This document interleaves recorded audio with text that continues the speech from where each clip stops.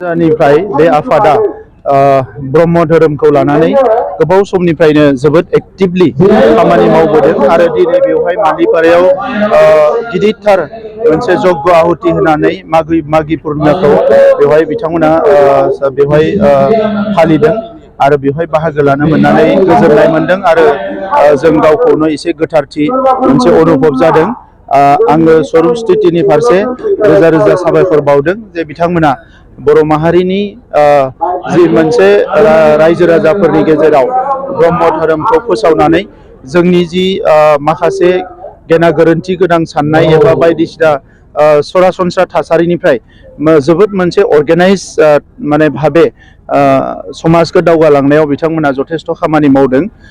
मोनसे समाव ट्राइबेल माहारि हिसाबै जोंनि माखासे साननाय हनायफ्रा जोबोद सरासनस्रा आखुआव जोङो सोलियोमोन। जोंनि ओनसोलफ्राव जौ लोंनायनिफ्राय लानानै बायदिसिना माखासे जाय प्रेक्टिसफ्रा जाय एक्टिभिटिसफ्रा समाज दावगानायाव जेबो मदद खालामा बेबायदि माखासे थासारि दङमोन।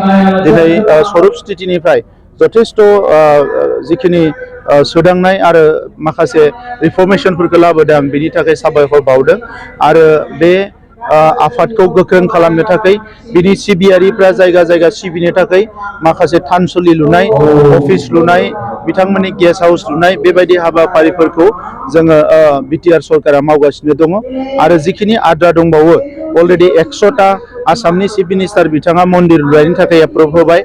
आरोबाव थालांनाय 100टाखौ जों बिटिआर सरकारनिफ्राय होनो थाखाय आवगायगासिनो दङ। नोंथांखौ जे फोसावनाय नुनो मोनदोंमोन जे रेस्ट हाउस लुनायनि माखासे रां अलरेडि चिरां जिल्लायाव 1.5 कोटि थाखा सेंसन होनाय जाबाय आरो बिथांमोननि रेस्ट हाउसआ लुनाय जागोन।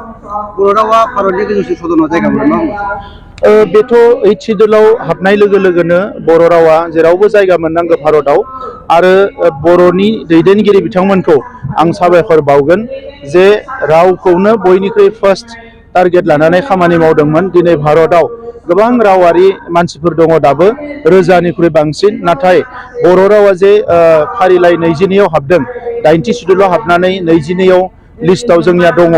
दा बियो जोंनि थाखाय जोबोद गोग्गाथाव बाथ्रा। ओंखायनो बर' थुनलाइ आफादनि दैदेनगिरिफोर, बर'नि लिरगिरिफोर, बै समनि दुलाराय बर' फरायसा आफादनि गासैबो दैदेनगिरिफोर आरो बर'नि दैदेनगिरिफोरखौ आं साबायखर बावो आरो बर' रावनि थाखाय दिनै बर'नि लिरगिरिफ्रा, बर' थुनलाइ आफाद बयबो जोबोद गोख्रोङै खामानि मावगासिनो दङ आरो इयुनाव आं मिजिंथियो जे बर' रावा मालाबाबो गिनांगौ मोनसे थासारि थानाय नङा।